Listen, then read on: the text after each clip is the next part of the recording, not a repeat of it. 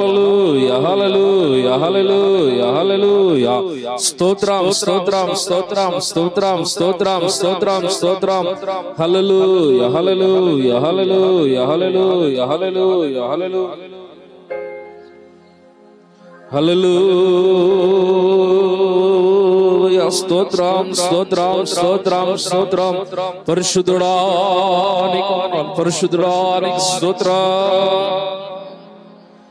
ఘోర పాపినైనా నేను నీకు దూరంగా పారిపోగా నీ ప్రేమతో నన్ను క్షమించి నన్ను హత్తుకున్నావయ్యా.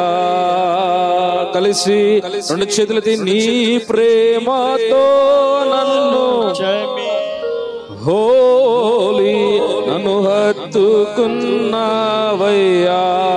నీ ప్రేమతో నన్ను కలిసి నన్ను హత్తు మరొకసారి మనల్ని హత్తుకునే గొప్ప దేవునికి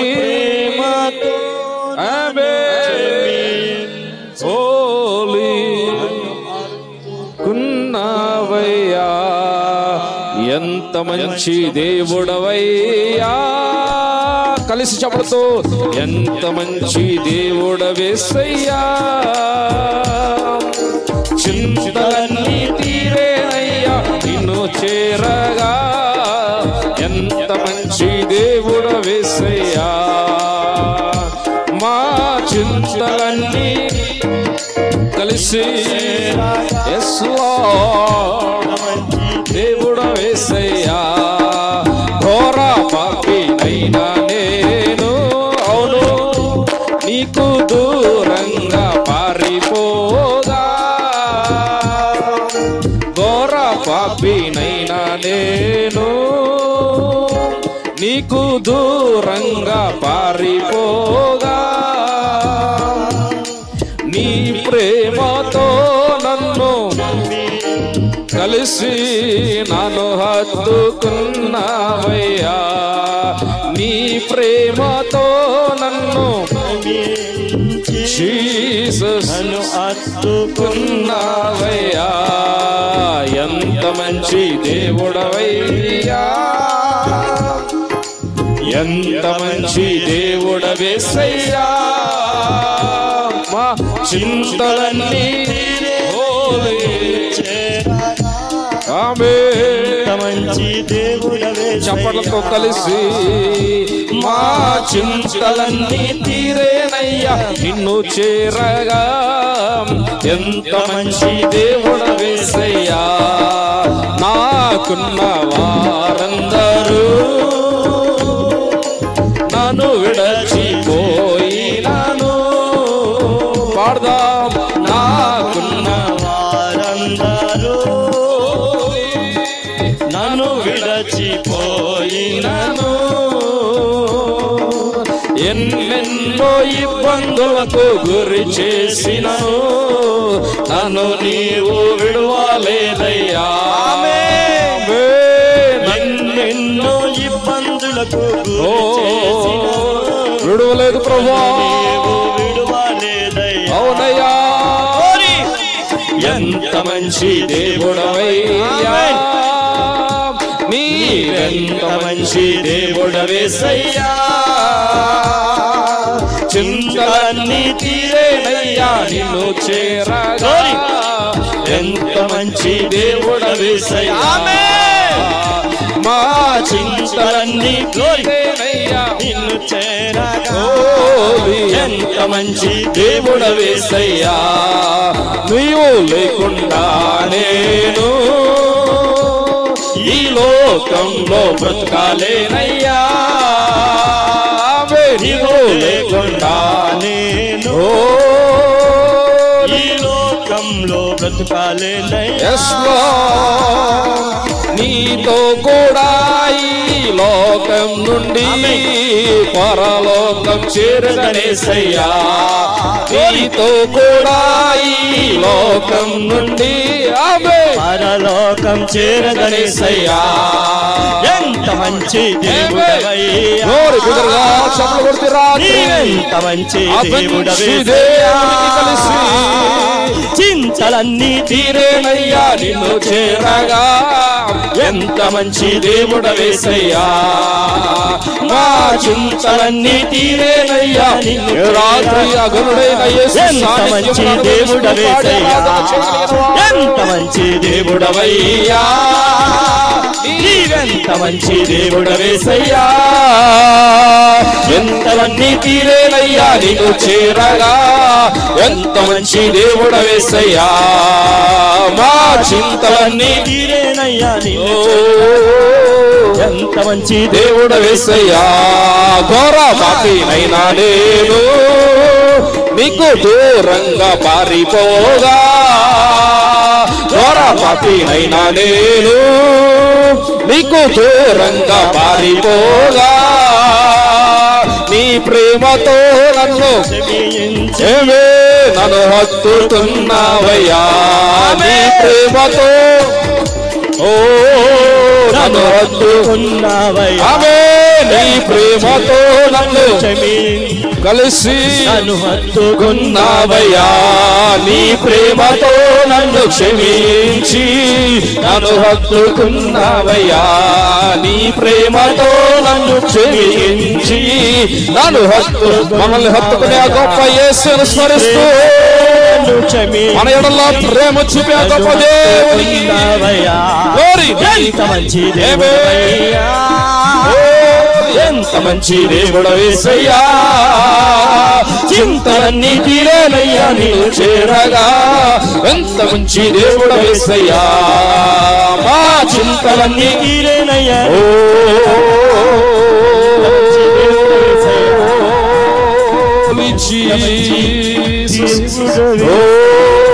రాత్రి కొనుడైన యేసే సాన్నిధ్యం అనుభవిస్తున్న వారు బిగ్గరగా దేవునికి స్తోత్రం చెల్లుదా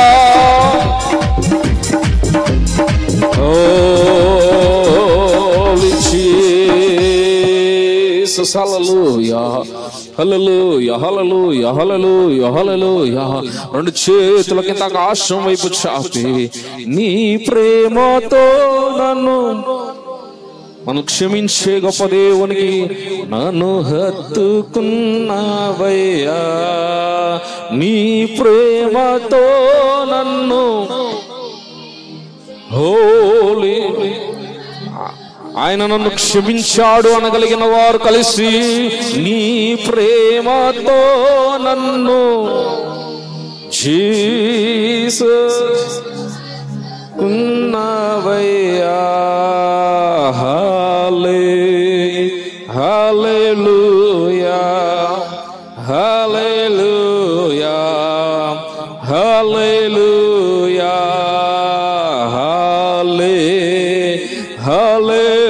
మన ఎడల ప్రేమ చూపెగనుడైన యేసయ్యకు కలిసి హల్లెలూయా హల్లెలూయా హల్లెలూయా హల్లెలూయా రెండు చేతులది గంభీర ధ్వనులతో దేవునికి స్తుతులు చెల్లిద్దాం ఒకసారి ఇంకా బిగ్గరగా వెనకాల వారందరూ కలిసి బిగ్గరగా మహోన్నతుడ మహాగణుడ దేవానికి స్తుతులు స్తోత్రాలయ్యా రాత్రి మాకింతవరకు వచ్చిన మంచి సమయాన్ని బట్టి దేవానికి వందనాలు మరికొద్ది సమయం మీ సన్నిధిలో మేము ఉంటుండగా మీ సాన్నిధ్యం మాకు అనుగ్రహించండి మీరే మీ స్వరముతో ఎవరు మాట్లాడండి దేవజులను అభిషేకించండి మరుగుపరిచి మీరు మాట్లాడమని ప్రార్థిస్తున్నాం ఇదిగో నీ మాట ఒక్కరిలోనైనా ప్రభు గొప్ప కార్యము చేయనట్లు కృప చూపండి నడిపించి మహిమ పొందమని యేసు నామమున అడిగి వేడుకొనుచున్నాం పరమ తండ్రి ఆమేన్ ఆమేన్ అందరూ మీ మీ స్థలాల్లో త్వరగా కూర్చుందాం రాత్రి ప్రత్యేకంగా ఇక్కడ ఈ రీతిగా కూడి దేవుని స్తుతించుటకు ఆరాధించుటకు ముఖ్యంగా ఆయన నామమును ప్రకటించడానికి దేవాది దేవుడు చక్కటి శ్రేష్టమైనటువంటి సమయాన్ని మనకు అనుగ్రహించినాడు. సమయం చాలా ముందుకు వెళ్ళిపోయింది కనుక సమయాన్ని తడువు చేయకుండా మరి దైవజనులకి నా సమయాన్ని అప్పగించాలని ఆశపడతా ఉన్నాను. మరి ఈ రాత్రి ఈ స్వరము ఎంతవరకైతే ఈ శబ్దము వెళుతుందో ప్రతి ఒక్కరికి కూడా ప్రభు అయిన యేసుక్రీస్తు పేరట నా ప్రత్యేకమైనటువంటి వందనాలు ప్రారంభంలో తెలియపరుచుకుంటున్నాను. కూడి వచ్చినటువంటి సంఘ బిడ్డలకి, అలాగే ఈ కాలనీ వాసులందరికీ కూడా నా ప్రత్యేకమైనటువంటి వందనాలు. దేవుడు మీ అందరినీ దీవించి ఆశీర్వదించునుగాక. వీలైతే గనక మీరు కూడా ఈ ప్రాంగణంలో, ఈ వీధిలో వేయబడిన కుర్చీలో వచ్చి కూర్చోగలిగినట్లయితే దేవుని మాట, దేవుని వాక్యమును వినడానికి దేవాతి దేవుడు మీకు కూడా ఇట్టి అవకాశమును, భాగ్యమును రాత్రి అనుగ్రహించి ఉన్నాడు. దేవునికి స్తోత్రం కలుగునుగాక. మరి సమయాన్ని నేను తడువు చేయకుండా దైవజనులకి సమయం అప్పగిస్తున్నాను. వరుస్తుండగా చప్పలు కొడుతూ దేవునికి స్తోత్రాలు చెల్లిద్దాం.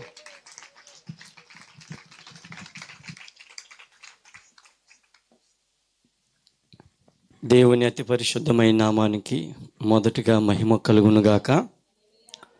హల్లెలూయా. మహిమ కలుగునుగాక అంటే ఎక్కడి నుంచి కలుగుద్ది? మన అందరూ చెప్తేనే కలుగుద్ది. గట్టిగా స్తోత్రం చెప్దాం. మరి దేవుడు నాకు విలువైన సమయాన్ని ఇచ్చినటువంటి ఆ మహాదేవుడికి నేను వందనస్తున్నై ఉన్నాను. అట్లాగే మరి ఇక్కడికి నన్ను ప్రేమతో ఆహ్వానించినటువంటి మరి దేవుని సేవకులు, అత్యంత మరి ప్రియులైనటువంటి దైవజనులు జార్జయ్య గారి మరి 3వ సంతానం మరి స్టీఫెన్ జార్జయ్య గారికి ప్రత్యేకమైన వందన వచ్చినని తెలియపరుస్తున్నాను. అట్లాగే మరి కూడి వచ్చినటువంటి దైవ బిడ్డలందరికీ నిజంగా ఈ ప్రాంత ప్రజల్ని యేసు ప్రభు ప్రేమను చూపించడానికి ఎంతో నడుము కట్టుకొని, ఎంతో ఆసక్తితో కష్టపడి, సహజంగా ఈ ఈ ఈ సమయంలో కష్టపడి పనులకు వెళ్ళి, వ్యాపారాలకు వెళ్ళి, ఉద్యోగాలకు వెళ్ళి బాగా ఒళ్ళు మరి నలుగుగొట్టుకొని వచ్చి విశ్రాంతి తీసుకోవలసిన సమయం ఇది. ఇంత ప్రేమిస్తున్నారంటే ఈ ప్రజల్ని, సువార్త కోసం మీరందరూ వచ్చారు. దేవుడు మిమ్మల్ని అందరినీ ప్రభు దీవించునుగాక మనసారా కోరుకుంటున్నాను. దేవునికి స్తోత్రం. ఎందుకంటే సహజంగా మనందరికీ తెలిసిన విషయం ఇది. యేసు ప్రభు ప్రేమను ప్రకటించడానికి ఇక్కడికి వచ్చాం. మన ఇంట్లో మనం కష్టపడి వచ్చాం, విశ్రాంతి తీసుకోవచ్చు. ఆదివారం మిగిలిన రోజులు మనం మందిరానికి వెళ్ళి మనం ప్రభుతో గడపవచ్చు. కానీ ప్రభు యొక్క ప్రేమ సువార్తను తీసుకురావడానికి ప్రతి నెల నడుము కట్టుకున్నారే, ప్రభు తప్పకుండా మిమ్మల్ని చూస్తున్నాడు. దేవునికి స్తోత్రము కలుగును కాక. మిమ్మల్ని, మీ బిడ్డలను, మీకున్న సమస్తము ప్రభు వృద్ధిలోనికి తీసుకొచ్చును గాక. ఈ కూడికల ద్వారా సంఘానికి బహుగా క్షేమాభివృద్ధి కలుగు చేయను గాక. అలాగే మూడవదిగా ఈ ప్రాంత ప్రజలకి ప్రభు అయిన యేసుక్రీస్తు నామమున ప్రతి ఇంటిపేట వారికి శుభం కలుగును గాక. ఆమేన్ అను సర్వోన్నతుడికే స్తోత్రం. మరి నేను నా సమయాన్ని తడువు చేయకుండా కొన్ని మాటలు మరి మీ ముందుకు తీసుకురావాలని, ఈ ప్రాంత ప్రజలు, ఈ పేట ప్రజలను ప్రభు దీవించాలని నేను మనసారా ఆశపడుతున్నాను. మరి దేవుడు నాకు ఇచ్చిన మహాభాగ్యంగా నేను ఎంచుకుంటున్నాను ఈ సమయాన్ని. ఎందుకంటే నాకు సువార్త అంటే ఏంటో అనుకునేవాడిని. అది ఒక పెద్ద సాక్ష్యం మీరు చెప్తే అద్భుతం. నా జీవితంలో సువార్త దీపం బుడ్డిలో విన్నాను నేను. ఈ లైట్లు ఏమి లేవండి. మా ఊర్లో సువార్త చెప్పినప్పుడు పాస్టర్ గారి దగ్గరికి ఇలాంటి పిల్లలు ఇంత దీపం బుడ్డి, దాన్ని ఏమంటారు, లైటర్ చూసారా, గ్లాస్ పెట్టి ఆ లైటర్ పట్టుకుని వస్తుంది, గాలి వస్తే ఆరిపోవడానికి సిద్ధంగా ఉండేది. అట్లా పెట్టి అట్లా సువార్త ప్రకటిస్తుంటే ఇట్లా చందులో ప్రకటిస్తుంటే కృపానందం అయ్య గారని ఓ పాస్టర్ గారు చెప్తుంటే ఇట్లాగ ఒకరోజు మా సందులో పెట్టారు ఆయన. ఇట్లాగే మీరు ఎట్లాగైతే మన సజీ అయ్య గారు మీరు అందరూ పెట్టారు, ఆయన కూడా ఇట్లాగే సువార్త పెట్టాడు ఆయన. దేవునికి స్తోత్రం. పెడితే ఏదో పెడుతున్నారు అంటే ఆ రోజుల్లో ఎవరైనా ఏదైనా పెడుతుంటే ఏదో సందర్భం ఉందని అందరు బులోరు మళ్ళీ ఏం చేసేవాళ్ళం, కూర్చునేవాళ్ళు. అంతతోడు దైవభక్తి అంటే ఇంకెక్కువ మంది కూర్చునేవాళ్ళు. ఆ రోజుల్లో ఏ భేదాభిప్రాయము లేదు. నేటి దినాల్లో చూస్తుంటే చాలా మందిలో భేదాభిప్రాయాలు వచ్చినాయి. మీరు గమనిస్తున్నారా? సో కాబట్టి మరి అట్లా ప్రభు మరి ఏ భేదాభిప్రాయం లేదు, అందరము పాపులమై ఉన్నామని వాక్యం తెలియపరుస్తుంది. పాపులను రక్షించుటకు క్రీస్తు యేసును నరుడు ఈ లోకమునకు వచ్చి ఉన్నాడు. చప్పట్లు కొడతారు అందరు గట్టిగా. దేవునికి స్తోత్రం.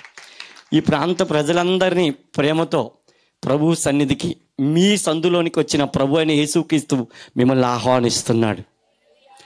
ఇదిగో ఆనాడు జక్కయ్య చెట్టు ఎక్కిన జక్కయ్య దగ్గరికి వచ్చి, జక్కయ్య చెట్టు దిగిరా, ఈ రాత్రి నేను నీ ఇంట ఉండవలసి వచ్చింది, మీకోసమే వచ్చాను అని జక్కయ్యతో మాట్లాడుతున్నాడు. యేసయ్య దేవునికి స్తోత్రం కలుగును కాక. దిగ్గున ఒక పెద్ద ఆఫీసర్ అతడు, ఆ రోజుల్లోనే ఇన్కమ్ ట్యాక్స్ ఆఫీసర్ అతడు. ఏమండి, పన్ను కట్టించుకునే ఆఫీసర్ అండి. అలాంటి ఆఫీసర్ వెంటనే ఏమండి నిజంగా అతడు ఎంత ఆసక్తితో ఎక్కాడు చెట్టు. ఎవరిని చూడాలని? ఎవరు యేసయ్య?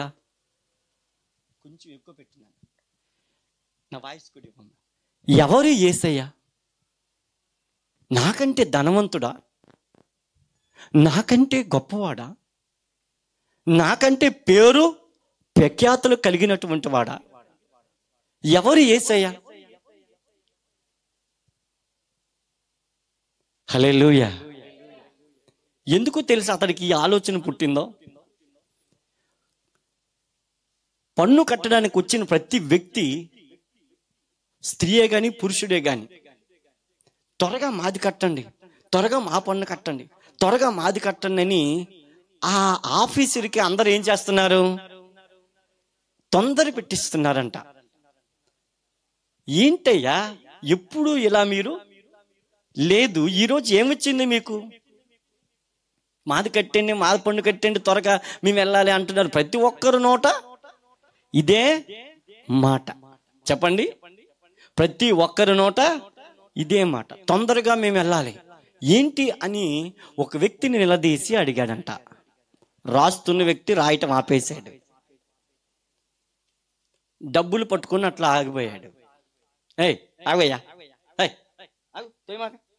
లైన్లో నిల్చోండి. ఏంటి ఏంటి ఈ కంగారేంటి? పన్ను కట్టించుకోవడానికి నేనున్నాను, ఎప్పుడు మీరు ఇట్లా కంగారుగా రాలేదు, ఈరోజు ఏంటి మీకు ఈ కంగారు అంటుంటే అప్పుడు చెప్పారంట, ఈరోజు ఈ త్రోవలో నజరేయుడైన యేసయ్య వస్తున్నాడా. స్తోత్రం చెప్పండి గట్టిగా, హల్లెలూయా.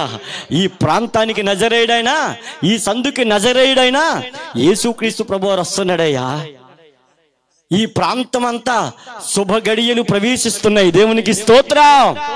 మంచి రోజులు ప్రవేశిస్తున్నాయి, గొప్ప కార్యాలు జరగబోతున్నాయి.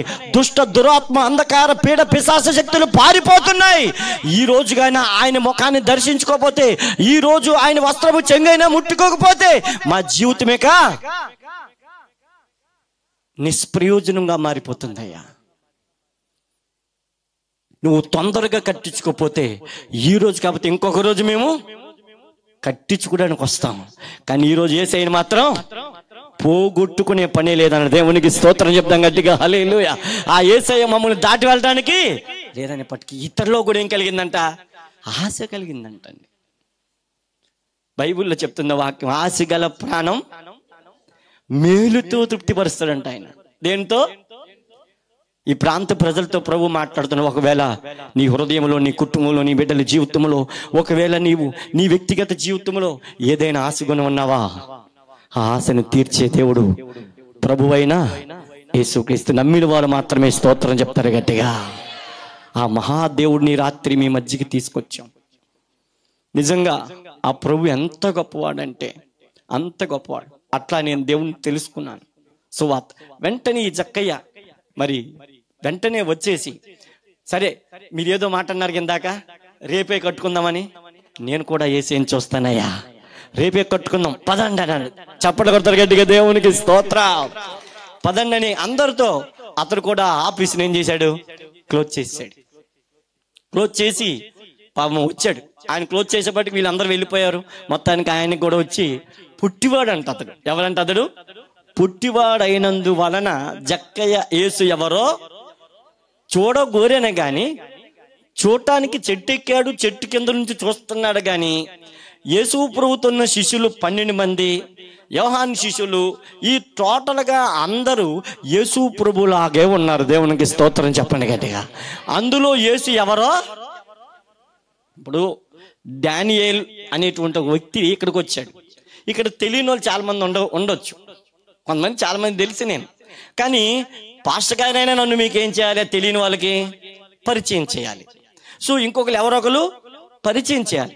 కానీ అక్కడ ఎవరు పరిచయం చేయడానికి లేరు. యేసయ్య వస్తున్నాడు అనేటువంటి వాదన మాత్రం ఉంది అక్కడ. అంటే ప్రభు వస్తున్నాడు ప్రాంతానికి.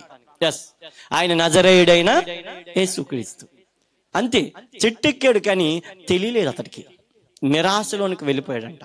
కానీ ప్రభు నిజంగా ఆ చెట్టు కిందకు వచ్చి ఆశగల ప్రాణం ఏం చేస్తాడు? ఆయన మేలుతో తృప్తిపరుస్తున్నాడు అండి.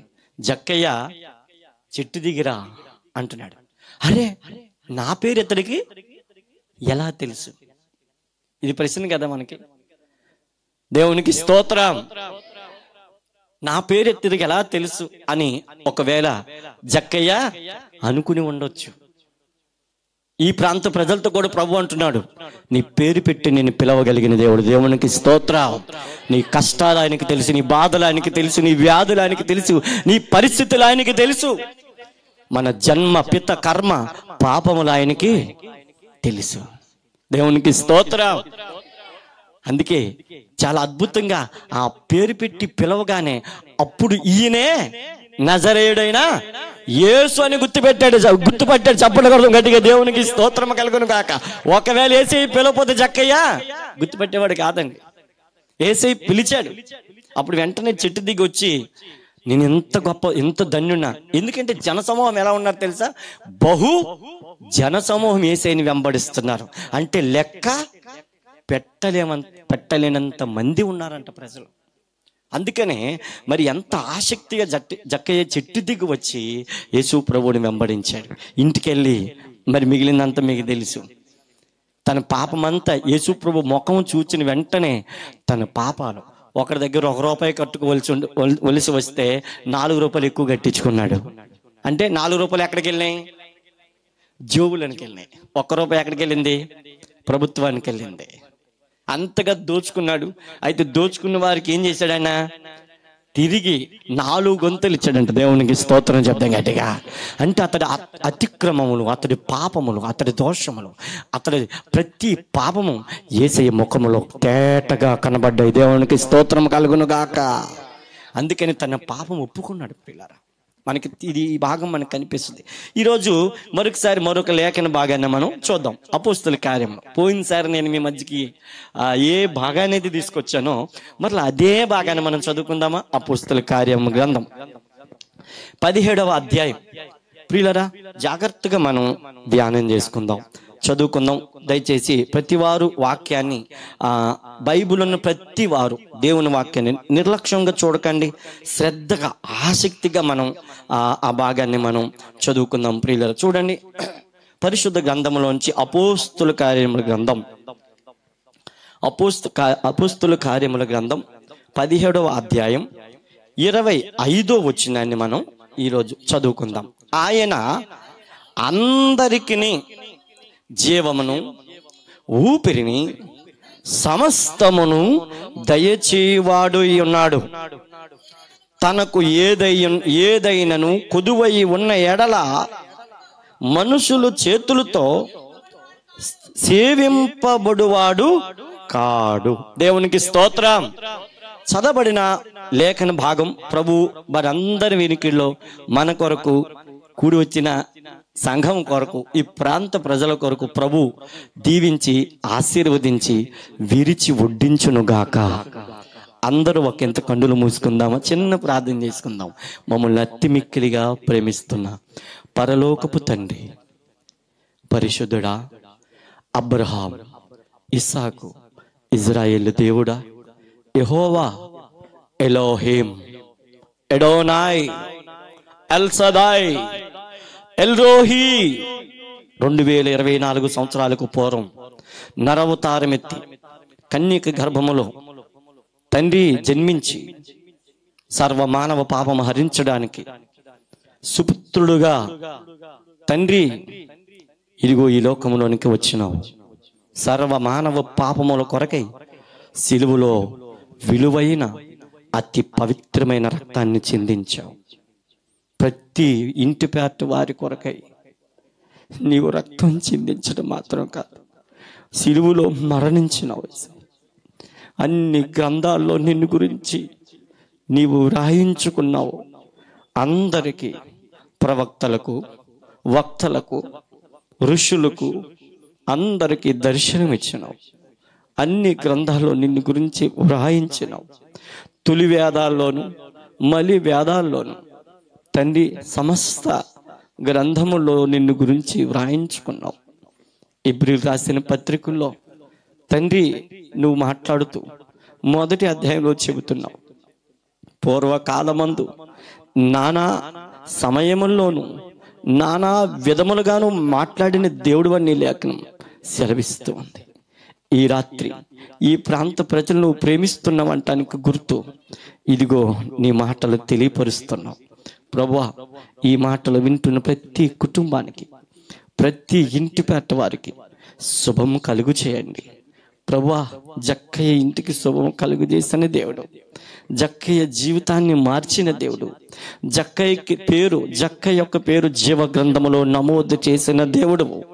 ఈ ప్రాంత ప్రజల పేర్లు, ప్రతి ఇంటి వారి పేర్లు, ప్రతి ఇంటి పేరట వారి పేర్లు జీవ గ్రంథములో నమోదు చేయమని మీ సన్నిధిలో మనవి చేస్తూ, నీ బిడ్డలు, నీ దాసుడు నాయన, ఇక్కడున్న యవన బిడ్డలు, తల్లులు, తండ్రులు, నాయన, అన్నలు, అక్కలు, తమ్ముళ్ళు, చెల్లెళ్ళు, వారి ప్రయాస వ్యర్థం కాకుండా బయలు వెళ్ళిన మీ వాక్యము నిష్ఫలముగా తిరిగి రాదని మీరు సెలవిచ్చిన విధముగా మీరే మాట్లాడి మహిమ పొందమని నీ దాసుడినైన నన్ను మరుగుపరచండి.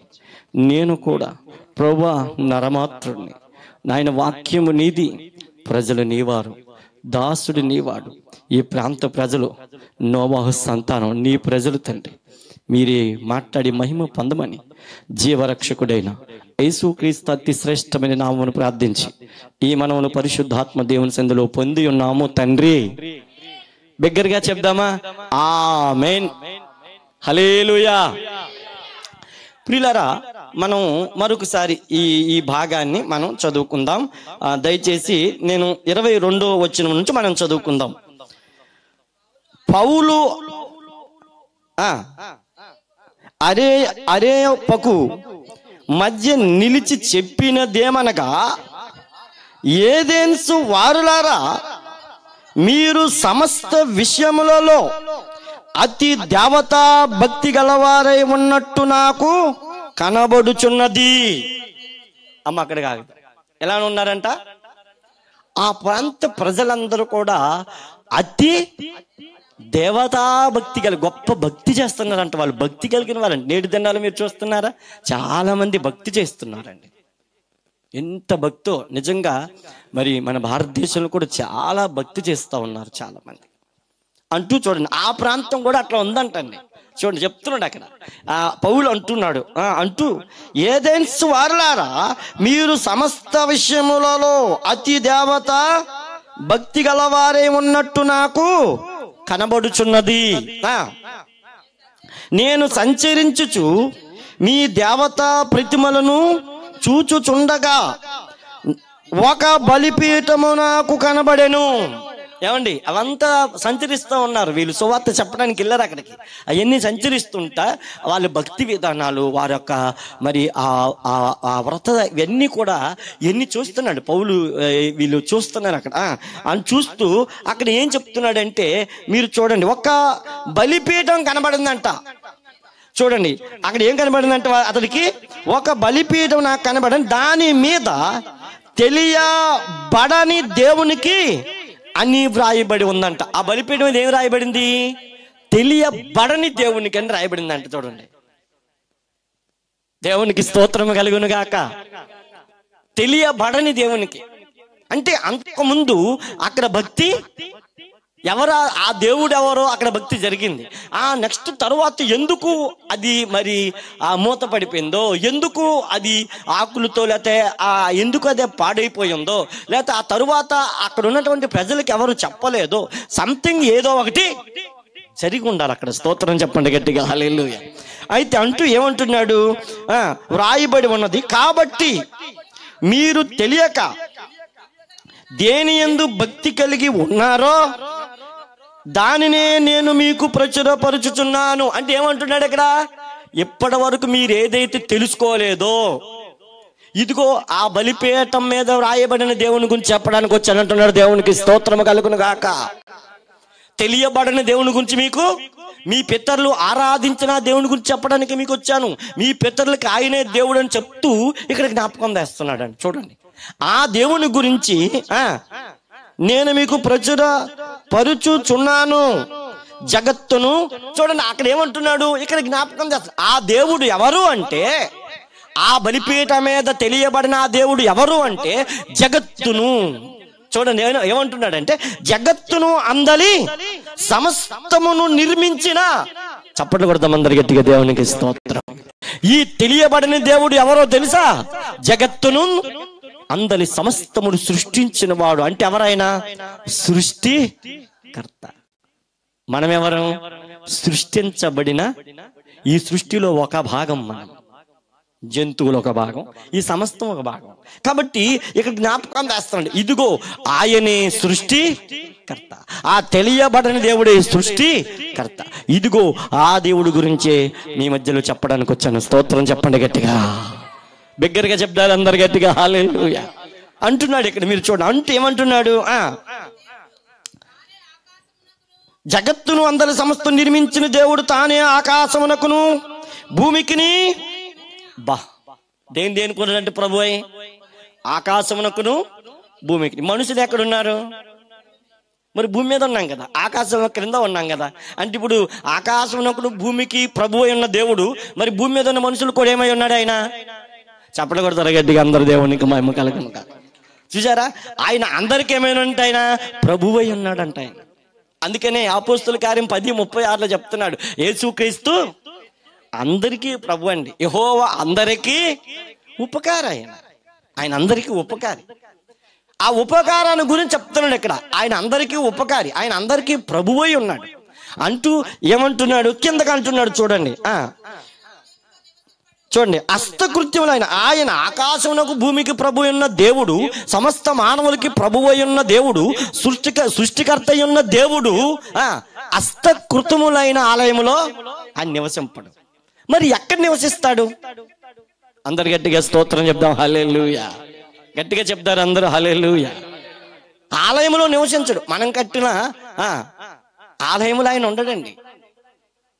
మరి ఆయన ఆలయం ఏది? అందుకని కింద దాని డీటెయిల్స్ ఇస్తున్నాడు. మీరు చూడండి కింద ఏం చెప్తున్నాడు, ఎక్కడున్నాడంట ఆయన చెప్తున్నాడు. ఆయన డీటెయిల్స్ చెప్తున్నాడు. చూడండి అంటూ, హస్తకృతములైన ఆలయములో ఆయన నివసింపడు. ఆయన అందరికీ జీవమును ఊపిరిని సమస్తమును దయచేవాడు గనుక తనకు ఏదైనా కొదువై ఉన్నట్టు ఆయన మనుషులు చేతులతో సేవింపబడువాడు కాడు. దేవునికి స్తోత్రం. ఇప్పుడు ఎంతకీ ఎక్కడున్నాడు ఆ యేసు అనే ప్రభు? జాగ్రత్త గమనిస్తున్నారా? ఎంత క్లియర్ గా చెప్తున్నాడు చూడండి. అంటే మనిషి ఊపిరిలోనే ఉన్నాడు. చప్పటగొడతాం దేవునికి స్తోత్రం కలుగు. ప్రతి మనిషికి దేవుడు వేసే ప్రశ్న, బాల్యం, యవనం, కౌమారం, వృద్ధాప్యం. నరుడా, నీవు ఈ లోకయాత్ర ముగించే లోపు నేను ఎక్కడున్నానో నన్ను కనుగొనుము. నన్ను కనుగొనువాడు జీవమును, దేవునికి స్తోత్రము కలుగును గాక. ఆయన అంటున్నాడు, నరులందరికీ ఆయన వేసే ప్రశ్న ఏంటో తెలుసా? మానవులారా, ఇదిగో నేను మీకు 4 దశలు ఇచ్చాను. ఈ మానవ జన్మ నేను మీకు ఇచ్చాను. నేను ఎవరో నీవు ఈ లోక యాత్ర ముగించే లోపు నన్ను తెలుసుకున్న, నన్ను కనుగొనవాడు జీవమును కనుగొంటాడు అని ప్రశ్న ప్రతి మానవుడికి విడిచిపెట్టారండి యేసు ప్రభువారు. ప్రతి మానవుడికి ప్రశ్న వేశారు ఆయన. ఉదాహరణకి నేను కొన్ని సంవత్సరాలు అయింది, కరోనాకు ముందు అనుకుంటే ఒక పుస్తకం చదివాను, ఒక చిన్న పుస్తకం. ఆ పుస్తకం పేరేంటంటే శ్వాస మీద ధ్యాస. మీకు ఎక్కడైనా దొరికితే వదలమాకండి, పట్టుకోండి. ఏమంటే అన్నీ చదవండి. హల్లెలూయా. అన్నీ చదవండి. బైబిల్ కూడా మరి ఎక్కువగా చదవండి. దేవుని తెలుసుకున్న దగ్గర నుండి మనకి ఎన్ని సంవత్సరాల ఆయుష్కాలం ఇస్తున్నాడో అన్నిసార్లు బైబిల్ చదివండి. దేవునికి స్తోత్రం. అలాగని ఏ గ్రంథాన్ని చదవకుండా వదలకండి, అన్ని గ్రంథాన్ని చదవండి. జాగ్రత్తగా మీరు గమనించండి. కొంతమందికి ప్రతిరోజు పేపర్ చదివే అలవాటు ఉంటుంది. పొద్దున్న లేచినట్టు ముందు ఎక్కడ ఉంటారు వీళ్ళు. కొంతమంది అయితే పేపర్ రాకముందు వీళ్ళు దానికోసం ఎదురు వస్తూ ఉంటారు. సంతోషం, పేపర్ చదవద్దని నేను అన్నా. లోకవార్తలు మనం తెలుసుకోవచ్చు, తప్పులేదు. కానీ లోక వార్తల కంటే దైవ వార్త ఆ రోజు నీ కుటుంబానికి నీకు శుభం అనుగ్రహిస్తుంది. దేవునికి స్తోత్రం. జాగ్రత్తగా గమనించండి ప్రియులారా. అయితే ఇక్కడ మనం గమనించినట్లయితే మహా అద్భుతం ఏంటంటే, ఈ బుక్ చదువుతుంటే ఆ బుక్లో ఏమని రాయబడిందంటే, శ్వాస మీద ధ్యాస పెట్టరా మానవుడా అని రాశాడు. నీ శ్వాస మీద ధ్యాస పెడితే దైవం ఎవరో నీకు తెలుస్తుంది అని రాశాడు. హల్లెలూయా. మొత్తానికి ఆ చిన్న బుక్ నేను చదివిన తర్వాత ఆ బుక్లో ఏమి రాశాడంటే, పరమ గురువు ప్రభు అయిన యేసుక్రీస్తు అని రాశాడు. మన శ్వాస అంట యేసు యేసు అంటుందని రాశాడండి.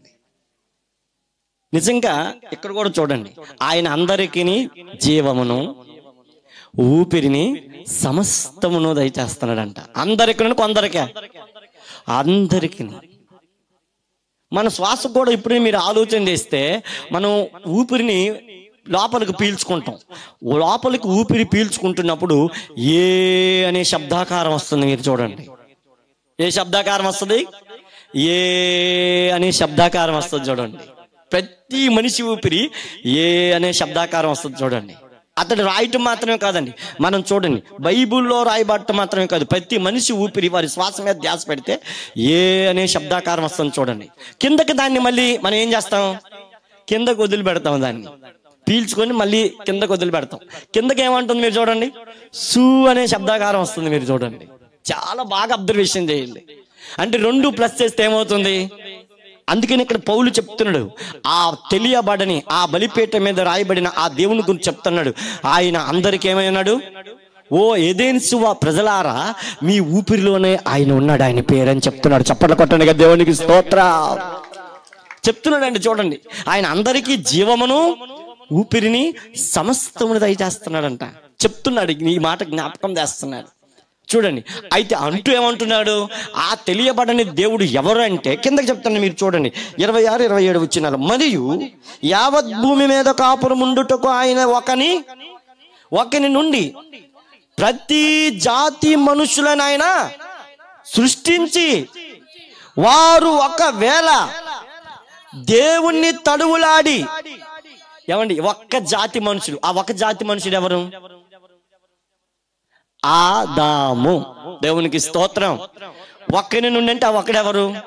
ఆదాము. మనకి ఇక్కడ కనబడుతున్నాడు. మీరు చూడండి, ఇదే మాట భవిష్య పురాణంలో రాశాడండి. ఆదాము చరిత్ర, అవచరిత్ర భవిష్య పురాణంలో రాశాడు. దేవునికి స్తోత్రం. చూడండి, అంటూ ఏమంటున్నాడు చూడండి, ఒక్క జాతి మనుషులు, ఒక్క జాతి. హల్లెలూయా. ఒక్క జాతి మనుషులను ఆయన ఏం చేశాడంట? ఒక్క జాతి మనుషులు, ఒక్కరి నుండి ప్రతి జాతి మనుషులను ఆయన సృష్టించి, వారు ఒకవేళ దేవుణ్ణి తడువులాడి కనుగొందురేమో అని తన్ను వెదుకు నిమిత్తము నిర్ణయ కాలము వారి నివాస స్థలము యొక్క పొలి మేరలు ఏర్పరిచాడు. చాలండి. మానవులు ఎవరు ఈ సృష్టికర్త ఎవరు నన్ను కలుగు చేసినటువంటి మహాదేవుడు ఎవరు అని ఒకవేళ తడువులాడు కనుగొంటారేమో, తడువులాడుకుంటారేమో, దేవునికి స్తోత్రం అని దేవుడే ఒక నిర్ణయ కాలం పెట్టాడంట. ఏ కాలము? అందరు గట్టిగా స్తోత్రం చెబుదాం. ఒక నిర్ణయ కాలం పెట్టాడంట. ఏంటా నిర్ణయ కాలము? ఈరోజు మన భాగం అదే. ఏంటా నిర్ణయ కాలము అంటే గలతీ 4:4 చదువుదాం. ఆ నిర్ణయ కాలం ఏం పెట్టాడు అంటే, ఇదిగో మానవులందరి కోసం నరవతారం ఎత్తి భూమి మీదకి దిగి వెళ్ళాలి అని ఒక నిర్ణయ కాలం పెట్టాడు. చూడండి అక్కడ ఏమన్నా, కాలము సంపూర్ణమైనప్పుడు ఇదండి నిర్ణయ కాలం. దేవుడే నరవతారం ఎత్తి రావాలని నిర్ణయ కాలం పెట్టాడు. 2 చేతులు ఎత్తి గట్టిగా స్తోత్రం చెప్దాం అందరం, గట్టిగా చెప్దాం అందరం హల్లెలూయా. నిర్ణయ కాలం పెట్టాడు ఆయన. దేవుడే దిగి వెళ్ళాలి, నేను వెళ్ళాలి. ఈ మాట మీకు ఎక్కడ కనబడుతుంది తెలుసా? ఒక్క సంఘటన మనం చూద్దాం. యోహాను సువార్త 5వ అధ్యాయం చూడండి. యోహాను సువార్త 5వ అధ్యాయం చూడండి. అక్కడ మనకు కనబడుతుంది 38 ఏండ్ల నుండి ఒక రోగి, వ్యాధి కలిగిన ఒక రోగి మనకు అక్కడ కనబడుతున్నాడు. మీరు చూడండి ఎన్ని సంవత్సరాలు అంటే అప్పుడు యేసు ప్రభు భూమి మీదకి వచ్చాడా రాలేదా? ఏమండి కాస్తంత ఆలోచన చేయండి, తొందరపడద్దు. వచ్చాడా రాలేదా? అతనికి ఎన్ని సంవత్సరాలు? అక్కడ ఎన్ని సంవత్సరాల నుంచి ఉన్నాడు? 38 ఏండ్ల నుండి అక్కడ ఉన్నాడు. ఎక్కడ? బెతెస్దా కోడింటి దగ్గర. యేసు ప్రభుకి ఎన్ని సంవత్సరాలు? 33.5 సంవత్సరాలు ఆయన భూమి మీద ఉన్నాడు. ఇప్పుడు ఈయన సీనియరా ఆయన సీనియరా? మీరు బాగా అబ్జర్వ్ చేయండి. ఇప్పుడు యేసు ప్రభు ఇతన్ని అక్కడికి వచ్చిన తర్వాత చూసాడా, పరలోకంలో ఉన్నప్పుడే చూసాడా? అమ్మా చప్పట కొడతారు అందరు గట్టిగా. యేసయ్యకి మహిమ కలుగును కాక. పరలోకము నుండే ఈ రోగిని ఆయన చూసినట్టు మనం ఇక్కడ జాగ్రత్తగా పరిశీలన చేస్తే మనకు కనబడుతుంది. మీరు చూడండి, పరలోకంలో ఉన్నప్పుడే చూశాడు ఆయన. ఏమండి ఎంతమంది రోగులను చూస్తున్నాడు ఆయన? గుడ్డివారు, కుంటివారు, ఓచ కాలు చేతులు కలిగిన వారు, అనేకమైన వ్యాధిగ్రస్తులు బాధపడుతుంటే యేసయ్య పరలోకంలో నుండి వీళ్ళందరినీ చూశాడు. స్తోత్రం చెప్పండి గట్టిగా. అందుకని యెషయా గ్రంథంలో చెప్తాడు, గుడ్డివారి కన్నులు తెరుచుటకును. జాగ్రత్త మీరు గమనించండి. అంటే ఇంతమంది రోగులై ఉన్నారు కాబట్టి ఈ రోగులందరినీ, అసలు ఈ రోగాలు వీరికి ఎక్కడి నుంచి వచ్చినాయని మనం గమనిస్తే యాకోబు పత్రికలో 5వ అధ్యాయం ప్రకారం మనం చూస్తే పాపం. చెప్పండి ఏంటంటది? పాపం. మనిషి పాపం. పాపం ద్వారా ప్రతి మనిషికి 2 సంభవించినాయి, 2 ప్రాప్తించినాయి. ప్రతి వ్యక్తిలో రోగం ఉంది, ప్రతి వ్యక్తిలో పాపం ఉంది. ముందు పాపం ఉంది, రోగం కాదు. ముందేముంది? పాపం ఉంది. ఆజ్ఞ అతిక్రమమే పాపము ద్వారా వచ్చు జీతం రోగం, మరణం. ప్రతి వ్యక్తి జీవితం. అంటే చూడండి అక్కడ యాకోబు అతడు పాపములు చేసిన వాడైతే అతడికి ఏం కలుగుతుంది అన్నాడు? పాప క్షమాపణ. యాకోబు రాసిన పత్రిక 5వ అధ్యాయంలో చెప్పాడు. మీరు చూడండి. అంటే అతడికి ఆ రోగం ఎందుకు వచ్చిందంట? పాపం. ప్రతి మనిషి జీవితంలో పాపం. యేసు ప్రభువారు ఈ లోకంలోనికి నరవతారం ఎత్తి రావడానికి 2 కారణాలు ఏంటి తెలుసా? మనిషి పాపం తీయటానికి వచ్చాడు. స్తోత్రం చెప్పండి గట్టిగా. రెండోది, ప్రతి మనిషిలో ఉన్న రోగం తీయటానికి ఆయన వచ్చాడు. స్తోత్రం చెప్తాం గట్టిగా. హల్లెలూయా. గట్టిగా చెప్తారు అందరూ హల్లెలూయా. చూడండి, అందుకని జ్ఞాపకం చేస్తున్నాడు. కాబట్టి పాపం ద్వారా వచ్చు జీతం మరణం. మూడోది, మరణమును తొలగించడానికి వచ్చాడంట ఆయన. ఈ మాట మీరు హోషియా గ్రంథంలోనికి మీరు వెళ్తే, హోషియా గ్రంథం 14వ అధ్యాయంలో 13వ అధ్యాయంలో ఈ మాట రాశాడు. ఏమని తెలుసా? ఓ మరణమా. ఎవరైనా అది గుర్తుంటే ఎవరైనా చదవగలుగుతారా? ఓ మరణమా. ఇది ప్రవచనం అండి. ఇది ముందు చిన్న ప్రవక్తల్లో ఈ హోషియా ప్రవక్త ఓ మరణమా నీ విజయము ఎక్కడా? ఓ మరణమా నీ ముళ్ళెక్కడా? పశ్చాత్తాపమునకు పుట్టదు, నొందును వచ్చును. చాలా గట్టిగా స్తోత్రం చెప్దామా? ఏమండి ఈ మాట మనకి ఎక్కడ కనబడుతుంది? ఓ మరణమా నీ విజయం. కొరింథీయులకు రాసిన పత్రికలో అపోస్తలుడైన పౌలు ప్రస్తావన చేస్తున్నాడు. అంటే మరణపు ముళ్ళును యేసు ఏం చేశాడు? విరిచేశాడు. చప్పట్లు కొడదామా దేవునికి స్తోత్రం కలుగును కాక. ఏమండి మీరు చూడండి, యేసు ప్రభు ప్రతి దానికి ప్రవచనం ప్రకారం కానీ ఈ లోకంలోనికి వచ్చాడు. కానీ మహా అద్భుతం ఏంటంటే ప్రతి మనిషి రోగం కొరకైనా పాపం కొరకైనా ప్రతి మనిషి నెత్తి మీద ఉన్న మరణం కొరకు ఆయన ఈ లోకంలోనికి వచ్చాడు. దేవునికి స్తోత్రం. అందరు గట్టిగా స్తోత్రం చెప్దామా? ఈ 3 నీటి దినాల్లో మనిషికి మనశ్శాంతి లేకుండా, నెమ్మది లేకుండా, సంతోషం లేకుండా చేస్తున్నాయి. ప్రతి మనిషిని 3 రకాల పాపాలు వెళ్తున్నాయి. అదేంటో తెలుసా? ఒకటి చెప్పండి, ఏం పాపము? జన్మ పాపానికి ముందు పితరుల పాపం వెళ్తుందండి. పితరుల పాపాలు చేసి వాళ్ళు చనిపోయారు. మీరు ఈ మాట ఎక్కడ కనిపిస్తుంది తెలుసా? నెహెమ్యా గ్రంథం 9వ అధ్యాయం. మీరు 1, 2 వచనాలు 3 వచనాలు చదువుతుంటే మీకు అక్కడ కనబడుతుంది. మీరు చూడండి, దేవుడు అంటున్నాడు పితరుల పాపం వాళ్ళ మీద ఉందని దేవుడే స్వయాన నెహెమ్యాతో చెప్తున్నాడు. నెహెమ్యా మొదట వాళ్ళు అన్ని జనుల్లోంచి ప్రత్యేకంగా వచ్చి వారి పితరుల పాపం ఒప్పుకోమని చెప్పండి అంటున్నాడు. మీరు చూడండి, అక్కడ రాశాడు చూడండి. ఇశ్రాయేలీలు అన్ని జనులందరిలోంచి ప్రత్యేకింపబడిన వారై నిలువబడి తమ పాపములను, ఎక్కడ చూడండి ఎవరి పాపములు? ఇక్కడ యేసుప్రభువు వారు గుడ్డివాడి దగ్గరికి వచ్చి ఏమంటున్నాడు తెలుసా? వీడు గుడ్డివాడిగా పుట్టుటకు వీడి పాపమా, వీడి పితరులు వీడి తల్లిదండ్రులు పాపమా, వీడి ఇట్లా పుట్టడానికి అంటే ఇట్లా కూడా పుట్టే అవకాశాలు అంటే ఒక మనిషి గుడ్డివాడిగా, లేకపోతే ఊచకాలు చేతులు కలిగిన వారుగా, లేకపోతే ఒక వ్యాధగస్తుడుగా, లేకపోతే ఎక్సెట్రా ఎక్సెట్రా పుడటానికి పాపం కూడా కారణమవుతుంది. దేవునికి స్తోత్రం. బైబిల్ క్లియర్ గా చెప్పాడండి. చూడండి, కాబట్టి ఈరోజు ఈ పాపము మానవ జాతిని పట్టి పీడిస్తుంది. మీరు చూడండి, జాగ్రత్త చూడండి. అందుకనే యాకోబు రాసిన పత్రికలో పాపమే వాడిని ఏం చేసింది? మంచం పట్టించింది. దేవునికి స్తోత్రం. ఇక 3వది ఏంటంటే నిస్సహాయ స్థితి. ఏ స్థితి? నిస్సహాయ స్థితి. చూడండి, 38 ఏండ్ల నుండి అక్కడ ఉన్నాడు. యేసు ప్రభు పరలోకం నుండే ఇంతమంది రోగులు ఉన్నారని ఆయన ఎంత జాలి కలిగిన దేవుడు యేసయ్య. చూడండి, దేవదూతను పంపించి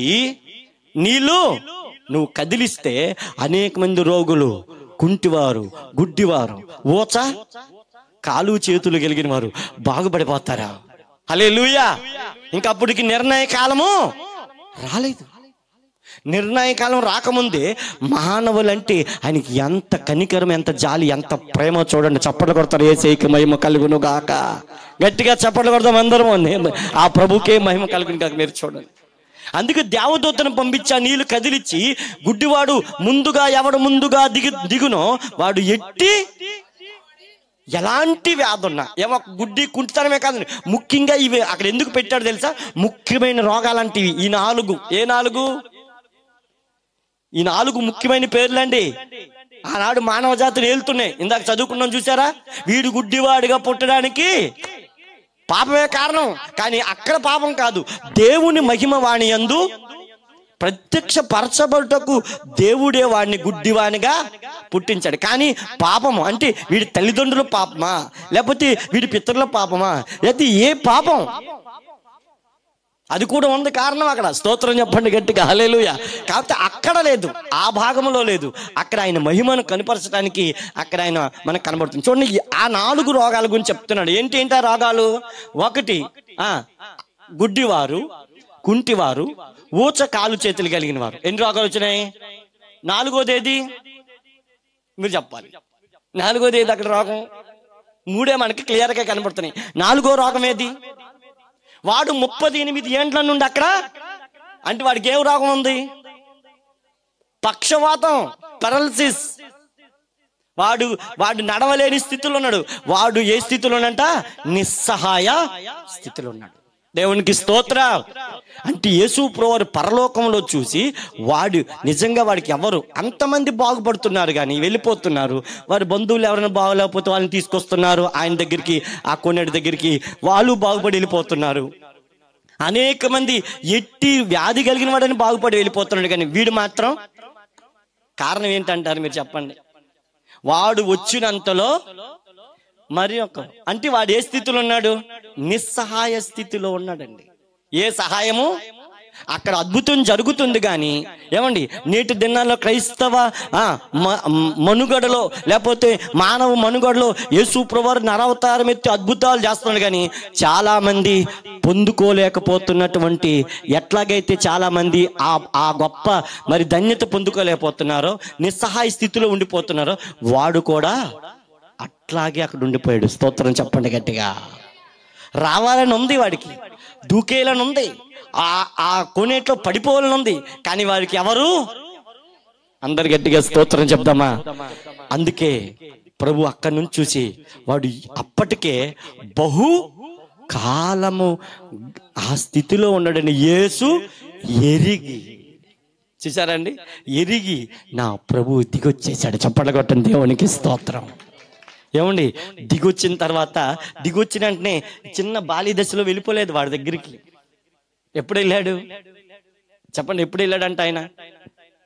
పెద్దవాడైన తరువాత వాడిని ఎంత గుర్తు పెట్టుకున్నాడు చూడండి.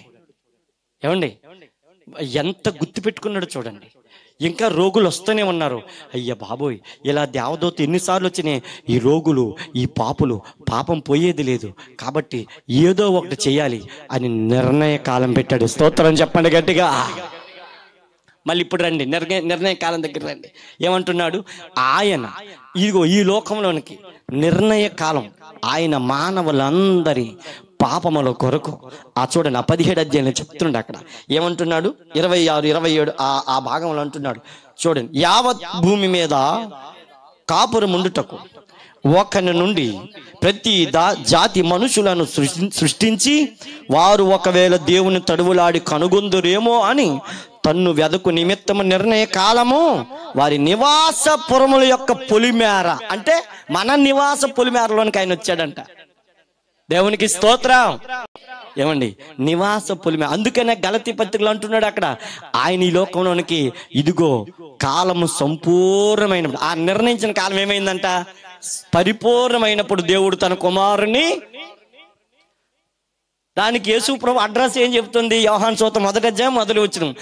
ఆది యందు యేసు ప్రభు అంతకు ముందు ఎక్కడున్నాడు, ఎలా ఉన్నాడు? భూమి మీదకి నరవతారం ఎత్తి రాకముందు యేసు ప్రభు అడ్రస్ ఏంటంటే యోహాను సువార్త 1:1. ఇక రెండో అడ్రస్ ఏంటంటే యోహాను సువార్త 1:14. ఏమంటే ఆది యందు వాక్యం ఉండెను, వాక్యము శరీరధారి అయి కృపా సత్య సంపూర్ణుడుగా మన మధ్య నివసించిన. ఆయన ఏమై ఉన్నాడు? యేసు ప్రభువారు నరవతారం ఎత్తి ఆయన రాకముందు ఏమై ఉన్నాడంటే, నిర్ణయ కాలము ఆయన నిర్ణయించక ముందు, కాలము పరిపూర్ణం అవ్వకముందు ఆయన ఏమై ఉన్నాడంటే శబ్దమై ఉన్నాడు. దేవునికి స్తోత్రం. గట్టిగా చెప్తారు అందరూ హల్లెలూయా.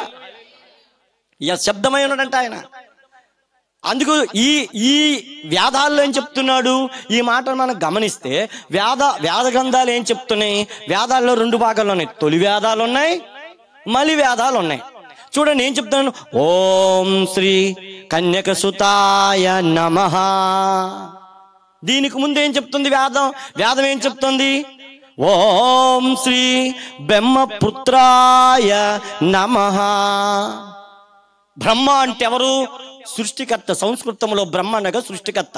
ఆ సృష్టికర్త కుమారుడు బ్రహ్మపుత్రాయ నమః.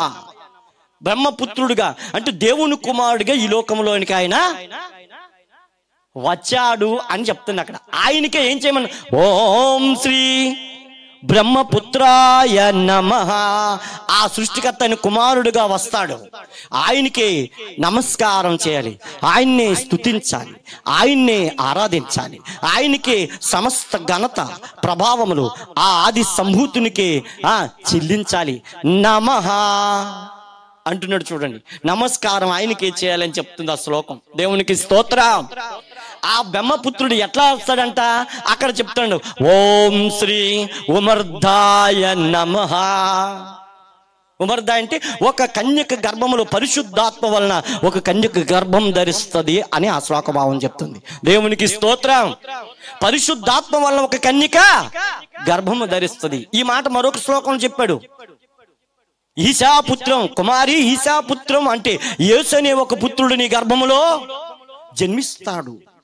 యేసు అనే పుత్రుడు ఆయనే సర్వమానవ పాపము పరిహరించడానికి ఇదిగో యుక్త కాలము నుండి మానవులందరి కొరకు అన్నాడు ఈ మాట బైబిల్లో. యుక్త కాలమందు భక్తిహీనులు అందరి కొరకు ఆయన ఏమవుతాడు? బలి అవుతాడు అని బైబిల్లో అందులో కూడా రాశాడు. స్తోత్రం చెప్దాం గట్టిగా హల్లెలూయా. ఈ మాట ఖురాన్లో కూడా క్లియర్గా రాశాడు. మరియా అనేటువంటి ఒక కన్యక గర్భములో యేసు అనే ఈసా అనే ఒక పుత్రుడు పుడతాడు అని ఖురాన్లో రాశాడు ఈ మాట. తొలి వేదాల్లో రాశాడు ఈ మాట. బైబిల్లో రాశాడు ఈ మాట. ఈశా పుత్రం అంటున్నాడు. దేవునికి స్తోత్రం అంటూ మళ్ళీ ఏమంటున్నాడు? పరిశుద్ధాత్మ వలన ఆ స్త్రీ ఏమవుతుందంట? గర్భం ధరిస్తుంది. ఓం శ్రీ ఉమర్ధాయ నమః. పరిశుద్ధాత్మ వలన కన్యక గర్భం ధరిస్తుంది. ఆయనకే నమస్కారం చేయండి. చప్పట్లు కొడతారు గట్టిగా. దేవునికి స్తోత్రం. ఆది యందు వాక్యమై ఉన్న దేవుడు శరీరధారిగా, చూడండి, ఆది యందు వాక్యం ఉండెను, వాక్యము, చూడండి, ఆ వాక్యము కదమ్మా, మళ్ళీ ప్రశ్నించండి. ఆది యందు వాక్యం అంటే ఏంటి? శబ్దమై ఉన్నాడు. హోం అంటే ఏంటి? ఇక్కడ శబ్దం. ఓం శ్రీ అని అంటున్నాడు. చూడండి, అంటే శ్రీ అనేటువంటి పదం ఎందుకు పెట్టాడు తెలుసా? గౌరవానికి నిదర్శనం అన్నమాట, సూచన. అంటే ఒక వ్యక్తిని వాళ్ళు ఆ పదాల్లో మీరు చూడండి, వాళ్ళు చక్కగా దాని గురించి చెప్తారు. ఆ స్త్రీ అనేటువంటి పదం చెప్తారు. ఓం అంటే ఓంకారం అంటే ఆకారము లేని ఒక శబ్దం. గట్టిగా స్తోత్రం చెప్తాం హల్లెలూయా. అందుకని ఆది యందు వాక్యముండెను. వాక్యము కదా, వాక్యము దేవుని యొద్ద ఉండెను. ఒక్క శబ్దం ఉందంట. ఆ శబ్దం ఎక్కడుంది? దేవుని దగ్గర ఉంది. మూడోది ఆ శబ్దమే. ఇప్పుడు ముగ్గురా ఒకడా? చప్పట కొడతారు గట్టిగా అందరు. దేవునికి స్తోత్రం. మీరు చూడండి, శబ్దం ఉందంట, శబ్దం దేవుడి దగ్గర ఉందంట, శబ్దమే దేవుడు అంట. 14 వచనం ఏమంటున్నాడు? ఆ వాక్యమే అంటే దాన్ని మలచండి. ఆ శబ్దమే ఏం ధరించింది? శరీరాన్ని ధరించింది. ఎట్లా వచ్చాడు ఆయన? చెప్తున్నాడు, ఓం శ్రీ బ్రహ్మపుత్రాయ నమః. సృష్టికర్త కుమారుడుగా వచ్చాడు. స్తోత్రం చెప్పండి గట్టిగా. చూడండి ఎట్లా వచ్చాడంటే ఆయన పరిశుద్ధాత్మ వలన కన్యక గర్భములోనికి వచ్చాడు. ఈ మాట మనకి యెషయా గ్రంథంలో కనబడుతుంది. యెషయా గ్రంథం 2 భాగాలు కనబడుతుంది. ఆమె ఒక కుమారుని యెషయా ప్రవచిస్తున్నాడు. దివ్య దర్శనం చూస్తున్నాడు. దేవుడు నరవతారం ఎత్తి రావటం 750 సంవత్సరాల క్రితమే యెషయా దర్శనం చూస్తున్నాడు. ఏమని చెప్తున్నాడు?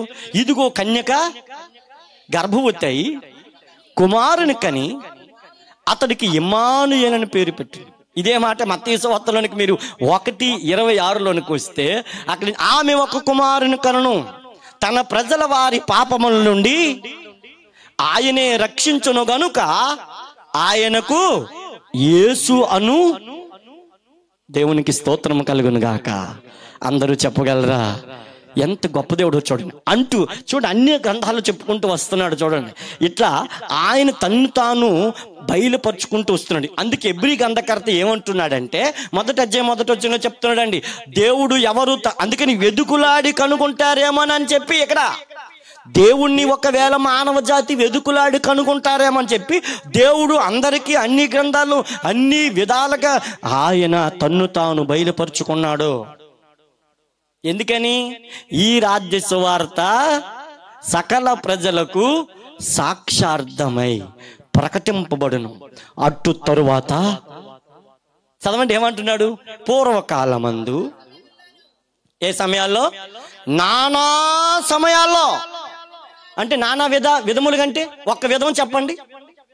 నానా విధాలుగా అన్నాడు. మీరు చూడండి అక్కడ నానా విధములుగా ప్రవక్తల ద్వారా మాట్లాడాడు దేవుడు. ఏమండి, అనేక రీతులుగా మాట్లాడుకుంటూ వస్తున్నాడు దేవుడు. స్తోత్రం చెప్దాం గట్టిగా హల్లెలూయా. ఏమండి, ఇక్కడ 3వ శ్లోకం 4వ శ్లోకం మీరు చదివితే అక్కడ ఏం చెప్తున్నాడో తెలుసా? 4:1 ఓం శ్రీ బ్రహ్మపుత్రాయ నమః అని అన్నాడు. రెండవదిగా చూస్తే ఓం శ్రీ ఉమర్ధాయ నమః అని అన్నాడు. అంటే స్త్రీ కన్యక గర్భములో ఆయన పరిశుద్ధాత్మల కన్యక గర్భం ధరిస్తుంది, ఆయనకే నమస్కారం చెయ్యాలి అని అన్నాడు. మూడోది ఏమంటున్నాడు? ఓం శ్రీ కన్యక సుతాయ నమః అంటే కన్యకు శుద్ధుడవుతాడు, కన్యకు గర్భంలో పుడతాడు, ఆయనకే నమస్కారం చేయాలంటున్నాడు. 4వ శ్లోకం ఏమంటున్నాడు తెలుసా? ఓం శ్రీ వృక్షశీలాయ నమః. వృక్షం మీద ఏమవుతాడంటే ఆయన శీలలతో కొట్టబడతాడు. శీలాయ నమః అంటున్నాడు. వృక్షశీలాయ నమః. వృక్షశీలునికి నమస్కారం చేయాలి, ఆయనకి కృతజ్ఞత, ఆయనకి ఘనత, ఆయనకి సమస్త ప్రభావములు ఆయనకి చెందాలి అని చెప్తున్నాడు. స్తోత్రం చెప్పండి గట్టిగా, హల్లెలూయా. జాగ్రత్తగా గమనించండి. వృక్షశీలు యేసు ప్రభువారికి వృక్షం మీద శీలల వేస్తారు అని మరొక శ్లోకంలో చెప్పాడు. ఏమని చెప్తున్నాడు తెలుసా? ఆయన కన్యక గర్భంలో పడతాడు అని చెప్పి, సర్వపాప పరిహారో రక్త ప్రోక్షణం అవశ్యం. అవశ్యం అంటే తప్పకుండా రక్తం చిందించాలి. రక్త ప్రోక్షణం జరిగితే తప్ప పాప క్షమాపణ లేదు.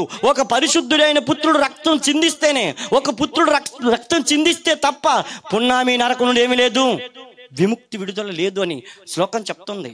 రక్తం చిందించకుండా విముక్తి లేదంట. దేవునికి స్తోత్రం.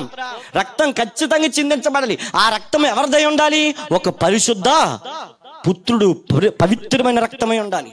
అందుకే నేను ఈ మాట చెప్తున్నాడు, పుత్రుడు లేకుండా పున్నామి నరకము నుండి ఏమి లేదంట, విడుదల లేదు. పుత్రుడు ఎవరు? మన ఇంట్లో పుట్టిన కొడుకు కాదండి.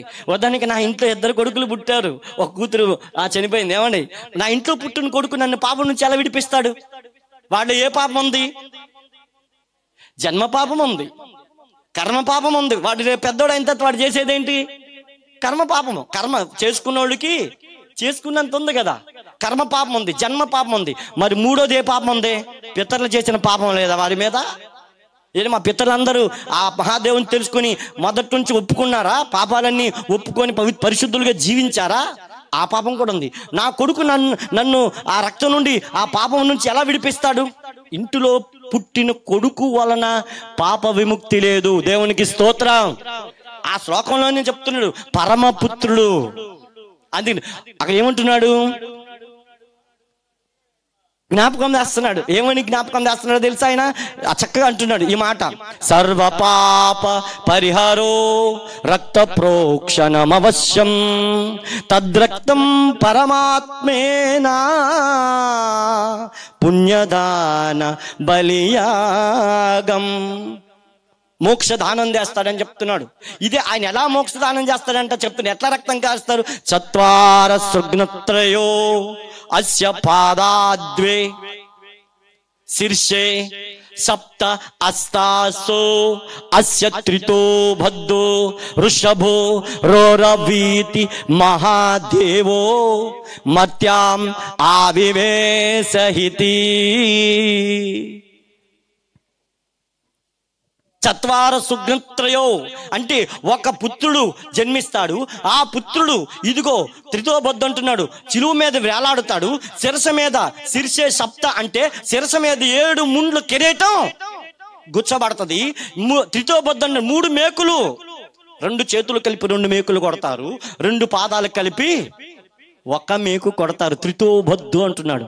వృషభ అంటే పశువు స్థానంలో ఆయన ఏమవుతాడు? రక్తం చిందిస్తాడు. పశువు చనిపోవలసిన స్థానంలో ఆయన చనిపోతాడు. ఈ మాట హెబ్రీయులకు రాసిన పత్రికలో రాశాడు, క్లియర్ గా రాశాడండి.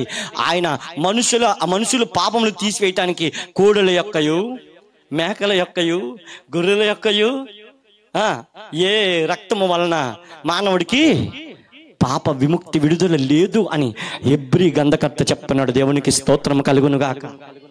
నా మాటలు ముగింపులోనికి వస్తున్నాను ప్రియులారా, జాగ్రత్తగా గమనించండి. అంటే దేవుడు ఎవరికి దూరస్తుడు కాదండి. మీరు అదే 17 అధ్యాయం మాట కూడా రాశాడు, మీరు చూడండి.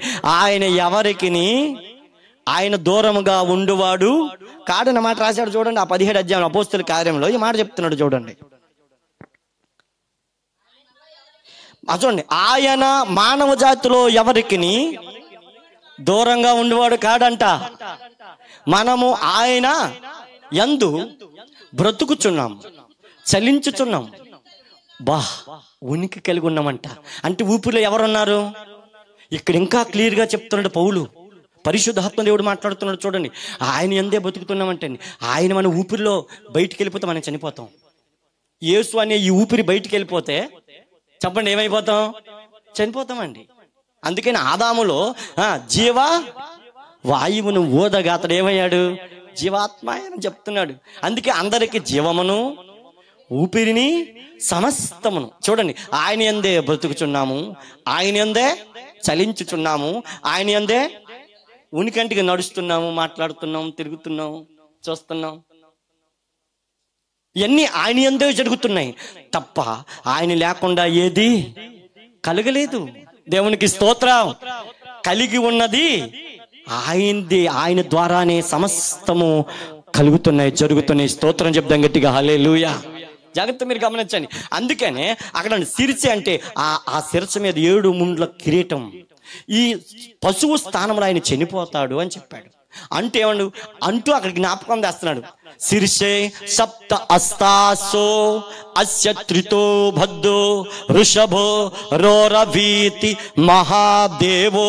ఆ మహాదేవో మర్త్యాం ఆవివేశహితి. ఆ శ్లోక భావం చెప్తుంది. ఆయన ఎలా సిలివేస్తారు, 3 మేకులు ఎలా కొడతారు, అన్ని శ్లోకంలో వివరంగా రాశాడండి. స్తోత్రం చెప్తాం గట్టిగా, హల్లెలూయా.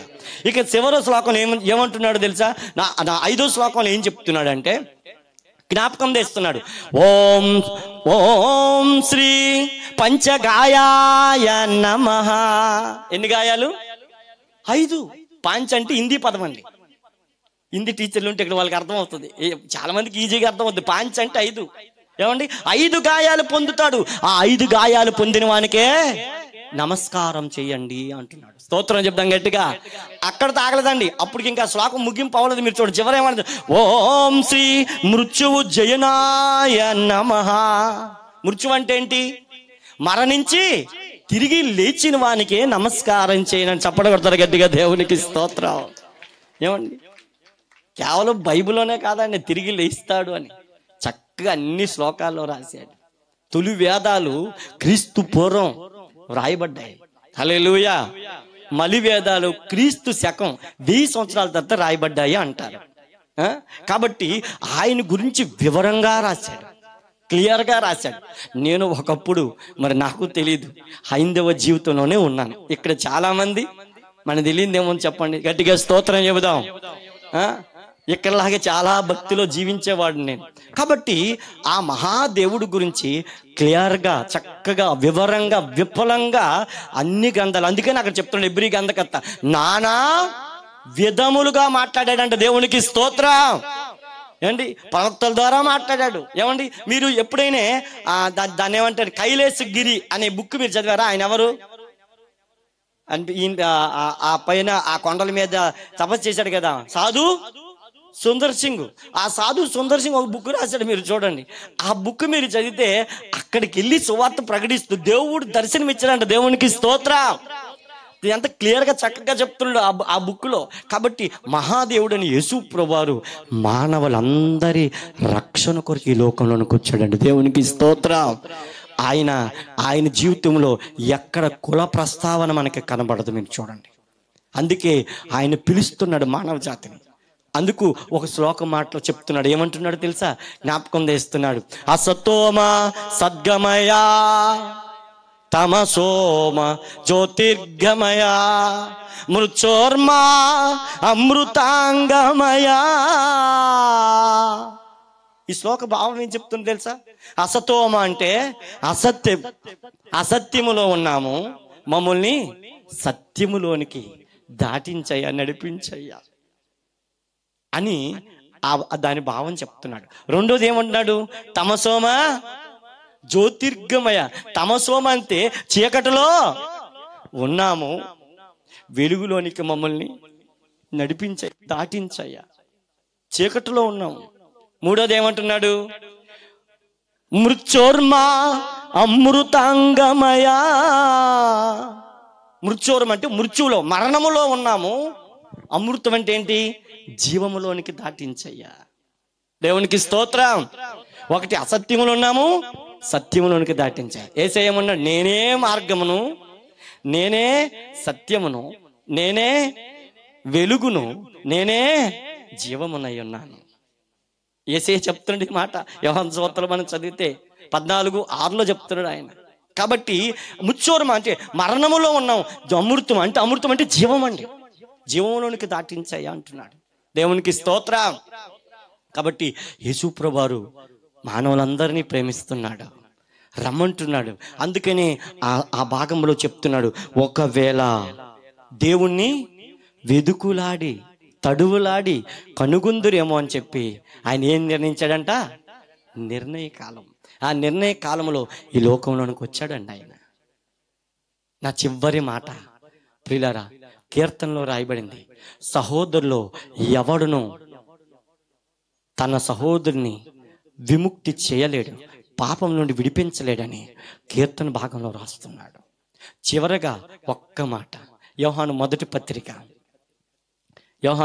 పత్రిక మొదటి అధ్యాయం 7వ వచనం చదువుదాం. ఆ వెలుగును గురించి చెప్తున్నాడు. ఆయన చూడండి, ఆయన ఎక్కడ ఉన్నాడంట? ప్రభు అయిన యేసుక్రీస్తు వెలుగులో, ఆయన వెలుగులో ఉన్న ప్రకారం. ఇక్కడ శ్లోకంలో ఏం చెప్తున్నాడు? తమసోమా జ్యోతిర్గమయ. ఈ మాట జ్యోతిర్గమయుడు అనే మాట ఎక్కడ రాశాడు తెలుసా? బైబిల్లో క్లియర్గా రాశాడు, జ్యోతిర్గమయుడగు తండ్రి యొద్ద నుండి. దేవునికి స్తోత్రం.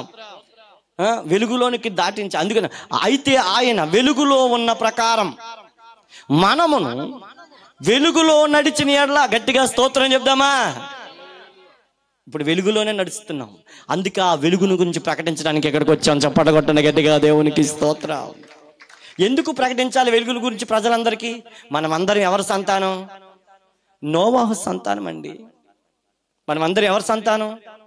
ఏంటి ఒక మాట చెప్పను మీకు, మన అందరం రక్త సంబంధం. కాదన్న వాళ్ళు ఎవరన్నట్టు చేయి చూపించండి. మనమందరం ఎవరు?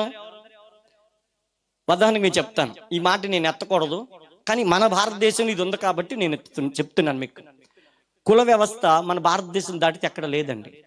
నోవాహు ఏ కులం? అమ్మ ఎవరైనా ఒకరు చెప్పండి. మీకు వచ్చే మళ్ళా అయ్యగారు నన్ను పిలిస్తే మీకు మంచి గిఫ్ట్ తీసుకుని వస్తాను. నోవాహు కులం అని చెప్తే. నోవాహు ఏ కులం? నోవాహు అండి. జలప్రలయం తరువాత నోవాహు ముందు ఇంకెవరు? నోవాహు దగ్గర నుంచే నోవాహు 3 కొడుకులు, షేము, హాము, యాపేత్. షేము అంటే ఎవరు? పెద్ద కొడుకు.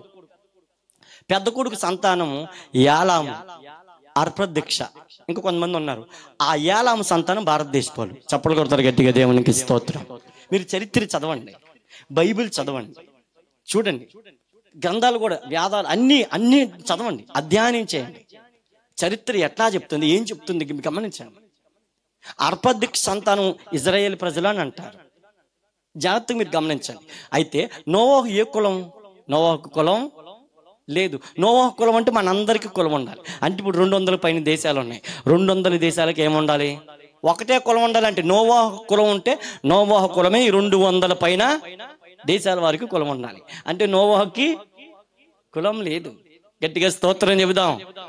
ఏమండి, అందరూ తాగే నీళ్లు ఒకటే, అందరూ రక్తం ఒకటే, అందరూ చదివే స్కూళ్ళు ఒకటే, అందరూ చదివే కాలేజీ ఒకటే, అందరు ఎక్కే బస్సు ఒకటే. ఇలా చెప్పుకుంటూ పోతే ఎక్కడ భేదాభిప్రాయం చూడండి. కులంకి ఒక కాలేజీ లేదు, కులంకి ఒక స్కూల్ లేదు. సరే, కుల వ్యవస్థను మనం పక్కన పెట్టిస్తే నోవాహు సంతానం అంటే అందరం ఎవరు? రక్త. యెషయా 58 అధ్యాయం ఏం చెప్పాడు తెలుసా? నీ రక్త సంబంధికి నీ ముఖము త్రిప్పకూడదనండి, చాటు వేయకూడదు. అందుకే ఈ సువార్త ప్రకటిస్తున్నాం. స్తోత్రం చెప్పండి గట్టిగా. అందరి ఈ ప్రాంత ప్రజలందరూ ఎవరు? మన రక్త సంబంధులు, మనం వారి రక్త సంబంధులు. నమ్మిన వారు అందరూ స్తోత్రం చెప్తారు ఈ మాట. హల్లెలూయా. ఏమండి, అవునా కాదా? చరిత్ర ప్రకారం మీరు చూడండి. ఒక్క జాతి, ఇందాక మీరు చదివారు, ఒక్క మనుషుల్లో నుంచి సమస్త జాతి మనుషులు వచ్చారంట. మీరు చూడండి, క్లియర్ గా చెప్తున్నాడు. కాబట్టి యేసు ప్రభువారు అందరినీ ప్రేమిస్తున్నాడా? అందరికి ఆయన ఏమై ఉన్నాడంట? రక్షకుడై ఉన్నాడు, ప్రభువై ఉన్నాడు, దేవుడై ఉన్నాడు. దేవునికి స్తోత్రం. గట్టిగా చెప్దాం హల్లెలూయా. అందుకని ఆయన చూడండి, ఆ యోహాను సువార్త 1వ అధ్యాయం 7వ వచనం చివరిగా చదవని ముగించుకుందాం ప్రియులారా. అతని మూలముగా, ఏమని మాట చూచారా? అతని మూలముగా. ఎవరు అతడు? ప్రభువైన యేసుక్రీస్తు. చివరి మాట చూడండి, అతని మూలముగా అందరూ విశ్వసించునట్లు అతడు ఆ వెలుగును గూర్చి సాక్ష్యమిచ్చుటకు సాక్షిగా వచ్చాడు. దేవునికి స్తోత్రం చెప్తాం గట్టిగా. ఎవరి మాటలు చెప్తున్నాడు? యోహాను. ఎవరా వెలుగు?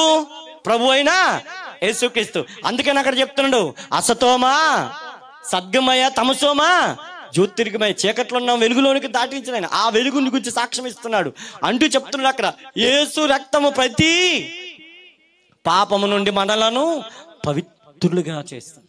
కాబట్టి ఆ యేసు రక్తం సమస్త మానవ జాతి కొరకు 2024 సంవత్సరాలకు పూర్వం సిలువలో అందరి కొరకు బలి యాగమై ఆయన మరణించి తిరిగి లేచినటువంటి మహాదేవుడు యేసయ్య. దేవునికి స్తోత్రం. ఆ మాట ప్రకటించడానికే ఈ ప్రాంతానికి దేవుడు మనల్ని తీసుకొచ్చాడు. ఆ వెలుగును గురించి సాక్ష్యం ఇవ్వటానికే ఈ ప్రాంతంలోనికి దేవుడు మనల్ని తీసుకొచ్చాడు. దేవునికి స్తోత్రం. ఆ వెలుగు స్వరూపుడు అందరినీ పిలుస్తున్నాడు. అందరి కన్నులు మొద్దామా? హల్లెలూయా. అందరి కన్నులు మొద్దామా? హల్లెలూయా, హల్లెలూయా, హల్లెలూయా. దేవుడి మాటలు అనేకుల జీవితంలో ఫలింప చేయాలని అందరూ చిన్న ప్రార్థన చేద్దామా? ఈ ప్రాంత ప్రజలే కాదు, ఈ పామర పట్టణ ప్రజలు మాత్రమే కాదు, ఈ పామర నియోజకవర్గం ఉన్న ప్రజలు మాత్రమే కాదు, ఈ 29 రాష్ట్రాలు, 7 కేంద్ర పాలిట ప్రాంతాలు, లక్షద్వీపులు, అండమాన్ దీవులు, నికోబార్ దీవులు, సెంటిన దీవులు, యానం దీవులు కలిగి 142 కోట్లకు పైపెచ్చు ప్రజలు మాత్రమే కాదు, ఈ 200కి పైన దేశాల్లో ఉన్న ప్రజలందరూ ఆయన 2024 సంవత్సరాలకు పూర్వం అందరి పాపముల కొరకు సిలువలో రక్తం చిందించాడు యేసయ్య. రమ్మని పిలుస్తున్నాడు, రమ్మని పిలుస్తున్నాడు. మీ పాపమును కడిగేస్తాను, మీ పితరుల పాపము కడిగేస్తాను, మీ జన్మ పాపము కడిగేస్తాను, ఇదిగో మీ కర్మ పాపాన్ని కడిగేస్తాను. ఇదిగో యేసు రక్తము ప్రతి పాపము నుండి మనలను యేసును రక్షకుడుగా, ప్రభువుగా, దేవుడుగా అంగీకరించిన ప్రతి ఒక్కరి ప్రతి పాపమును ఆయన సిలువ రక్తములో కడిగేయడానికి ఆయన 2 చేతులు చాచి పిలుస్తున్నాడు. 2 చేతులు చాచి ఆయన పిలుస్తున్నాడు. హల్లెలూయా, హల్లెలూయా. ప్రభువు మాట్లాడుతున్నాడు. ఈ మాటలు వింటున్న ప్రియమైన తండ్రి, ప్రియమైన తల్లి, ప్రియమైన సహోదరుడా, ప్రియమైన సహోదరి, ప్రియమైన మిత్రమా, ఓ నా ప్రియమైన మిత్రమా, ప్రభు మెల్లని స్వరముతో మాట్లాడుతున్నాడు. ఒక్కసారి ఆయన పిలుపుని చూడు. ఆయన నిన్ను ప్రేమిస్తున్నాడు. ఆయన నీ కుటుంబాన్ని ఆయన ప్రేమిస్తున్నాడు. ఇదిగో ఆ ఒక్కనిలో నుండి ప్రతి కుటుంబం ఏర్పడింది. ఆ ఒక్కడే ఆదాము. ఆ ఆదాము నుండే సమస్త మానవ జాతి వచ్చింది. ఇదిగో ఆ నోవాహులోంచి సమస్త మానవ జాతి వచ్చింది. ఈ రాత్రి ప్రభు నీ కోసమే ఇదిగో ఈ కూడిక ఏర్పాటు చేశాడేమో. మనిషికి మరణం ఎప్పుడు సంభవిస్తుందో ఎవరికీ తెలియదు, ఏ రూపంలో వస్తుందో ఎవరికీ తెలియదు, ఎప్పుడు, ఎలా, ఎక్కడ, ఎందుకు చనిపోతామో మనకు తెలియదు. మనకి మొదటి మరణం రాకముందే ఆ మహాదేవుడైన, పాపుల రక్షకుడైన ఆ యేసుక్రీస్తు దగ్గర ప్రతి ఒక్కరు మన పాపం ఒప్పుకోవాలి. ఆయన అందరినీ పిలుస్తున్నాడు. రమ్మానుచున్నాడు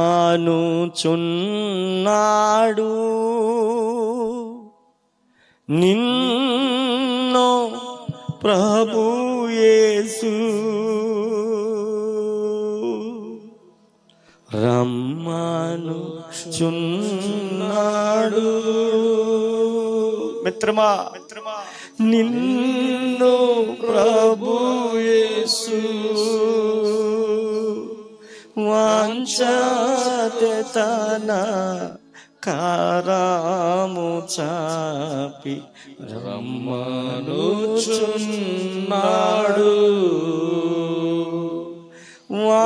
వాంఛాతన కారాము చాపి రమ్మనుచున్నాడు.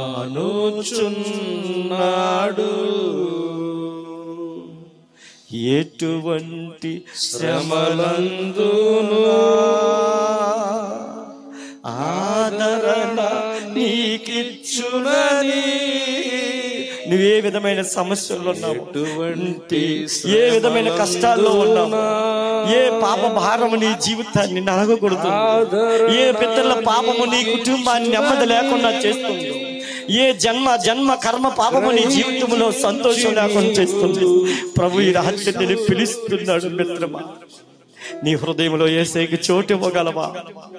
ఈ రాత్రి ప్రభువు నిన్ను పిలుస్తున్నాడు, నీ కుటుంబంగా నేను పిలుస్తున్నాడు. ఆయన అందరికీ దేవుడు. ఆయన మతాన్ని స్థాపించడానికి రాలేదు. ఆయన మహిమను నీకు ఇవ్వడానికి, ఇదిగో నీ పాపాన్ని ఆయన మహిమలో కడిగేయడానికి, ఆయన శిలువ రక్తంలో కడిగేయడానికి ఆయన వచ్చాడని ఈ రాత్రి ఆ ప్రభువునందు విశ్వాసం ఉంచగలవా? ఇదిగో ఆ ప్రభువు నిన్ను పిలుస్తున్నాడు.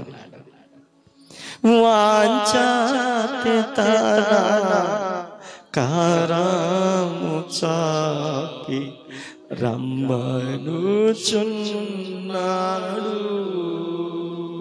అందరము పాపులమే, నీతిమంతులు లేరు, ఒక్కరు కూడా లేవు. అందరము పాపము చేసి దేవుడి మహిమను కోల్పోయారు. ఆయన మహిమను మరలా ధరింప చేయటానికి ఈ లోకంలోనికి కన్య గర్భంలోనికి వచ్చాడు ఆ యేసయ్య. ఈ రాత్రిని నీ హృదయంలో ఆయనకు చోటిస్తే నీ హృదయంలోనికి ఆయన వస్తాడు. నీ హృదయపు రాజుగా ఆయన ఉంటాడు. ఆయన నీ జీవితంలో గొప్ప సంతోషాన్ని, పాపం తొలగిస్తాడు. ఇదిగో జక్కయ్య జీవితంలోనికి వెళ్ళాడు. ఆ రాత్రి జక్కయ్య పాపములన్నిటినీ క్షమించాడు. వాంఛాతితన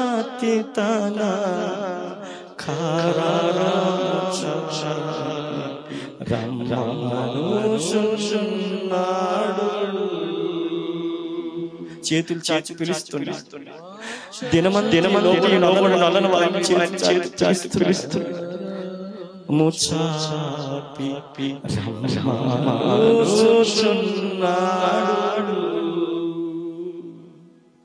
రమ్మానుచున్నాడు. రెండు చేతులెత్తి స్వరమెత్తి దేవునికి స్తోత్రాలు చెల్లిద్దాం. అగరుడైన యేసయ్యకు గంభీర ధ్వనులతో దేవునికి స్తోత్రాలు చెల్లిద్దాం. రాత్రి పరిశుద్ధాత్మ దేవుడు మనతోనూ ఇక్కడ ఉన్నటువంటి ప్రతి కుటుంబంతోనూ దేవుడు మాట్లాడినందుకు దేవునికి స్తోత్రాలు చెల్లిద్దాం. హల్లెలూయా. ప్రార్థించి ముగించుకుందాం. మహోన్నతుడా, మహాగణుడా, దేవాని ఘనమైన శ్రేష్టమైన నామమును బట్టి వందనాలు, స్తోత్రాలు. ఈ రాత్రి ప్రభా ప్రత్యేకంగా ఈ వీధిలో ఈ రీతిగా ప్రభా మేము చేరి వచ్చి దేవా నిన్ను స్తుతించుటకు, నీ నామమును ప్రకటించుటకు మాకు అనుగ్రహించిన ఈ చక్కటి తరుణమును బట్టి దేవానికి స్తుతులు, స్తోత్రాలు చెల్లిస్తున్నాం. ప్రభా పాటల ద్వారా ప్రభా మీరు మహిమ పొంది ఉన్నారు. ఇదిగో నీ దాసుని ప్రభా మీరు బలపరిచి మీరు ప్రభా మాట్లాడినటువంటి ప్రతి మాటను బట్టి దేవానికి స్తుతులు చెల్లిస్తున్నాం. ప్రభా చీకటిలో, అంధకారంలో, అజ్ఞానంలో, అసత్యంలో బ్రతుకుతున్నటువంటి ప్రభా నీ బిడ్డలు అనేక మంది ప్రభా ఇక్కడ ఉండి ఉండగా ఈ మాటలు వారికి ఆశీర్వాదకరంగా చేరునట్లు ప్రభా మీరు సహాయం చేయండి. వారికి ఆలోచన కలుగు చేయనట్లు, వారికి ఉన్నటువంటి చీకటి నుండి వెలుగులోనికి ప్రభా వారు నడిపించబడినట్లు కృప చూపమని ప్రార్థిస్తున్నాం. ఇందు నిమిత్తం ప్రభా నువ్వు శరీరధారిగా ఈ లోకమునకు వచ్చి ఉన్నావో మీరు జ్ఞాపకం చేసుకుని ఉన్నారు ప్రభా. ఇదిగో ప్రభా నీ బిడ్డలకు ప్రభా ఆ మాటలు ఆశీర్వాదకరంగా ప్రభా మీరు మార్చి ఇదిగో ప్రభా నీ బిడ్డలను ప్రభా నీ వైపుకి ఆకర్షించమని మీరే కృప చూపమని, నువ్వే నిజమైన దేవుడు అని వారు గుర్తెరిగి ఇదిగో నేను ఆరాధించగలిగేటువంటి కృప, ధన్యత వారు కూడా కలుగునట్లు ప్రభా మీరే సహాయం చేయమని ప్రార్థిస్తున్నాం. కుడి వచ్చిన నీ బిడ్డలందరినీ, సంఘమంతటిని పేరు పేరున దీవించండి, ఆశీర్వదించండి ప్రభా. ఈ శబ్దం ఎంతవరకు అయితే వెళ్ళి ఉన్నదో ప్రభా ప్రతి ఒక్కరికి కూడా ప్రభా ఇదిగో ఈ రాత్రి ప్రభా ఇదిగో వారి ఆత్మలు, వారి హృదయాలు కదిలించబడినట్లు ప్రభా మీరు కృప చూపమని ప్రార్థిస్తున్నాం. సహాయం చేసి నడిపించి మహిమ పొందండి. ఇంతవరకు ప్రభు మీరు తోడయుండి వాతావరణాన్ని కూడా ప్రభు మా కొరకు అనుకూలపరిచి మీరు నడిపించిన విధానములన్నిటిని బట్టి దేవానికి స్తోత్రాలు. దేవా ఇట్టి కొడుకుని ఏర్పాటు చేయడానికి అవకాశం ఇచ్చినటువంటి ప్రభా నాంచరమ్మ గారు, దుర్గారావు గారు కుటుంబాన్ని దీవించండి, ఆశీర్వదించండి. ఇదిగో ప్రభా చక్కటి ప్రతిఫలం వారికి అనుగ్రహించమని ప్రార్థిస్తున్నాం. సమస్యలో ప్రభు మీరే తోడయుండి నడిపించి మహిమ పొందమని, పరిచర్య చేసినటువంటి బిడ్డలందరినీ కూడా పేరు పేరున దీవించి కృప చూపమని, అన్ని విషయాల్లో ప్రభు మీరే సహాయం చేసి మీ నామం ఈ రాత్రి గణపరచబడినట్లు కృప చూపమని, దీవించమని యేసు నామమున అడిగి వేడుకొనుచున్నాం పరమ తండ్రి. ఆమేన్.